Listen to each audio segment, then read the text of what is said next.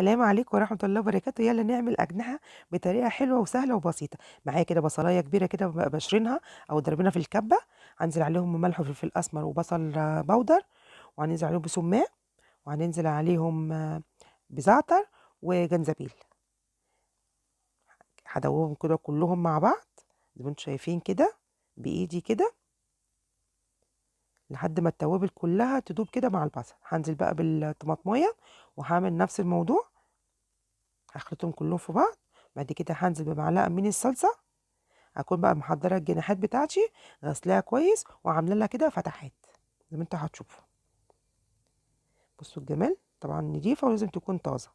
هحطها كده بقى في التتبيلة دي كلها واخلطهم كلهم مع بعض، وهسيبهم كده حوالي ساعة لو انت مستعجلة. يا سلام بقى لو سبتهم ساعتين تلاتة او ليلة مثلا في التلاجة لحد تاني يوم.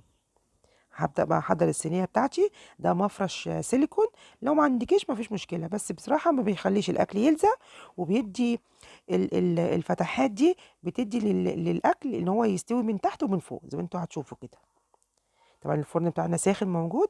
هنزل بقى كده فوق الجناحات بتاعتنا كده الخلطة دي، وهدخلها الفرن على طول.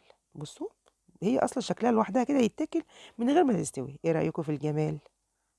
تحفة، مع شوية رز كده ولا شوية مخلل، فعلا وجبة مشبعة. يا رب الوصفة تعجبكم.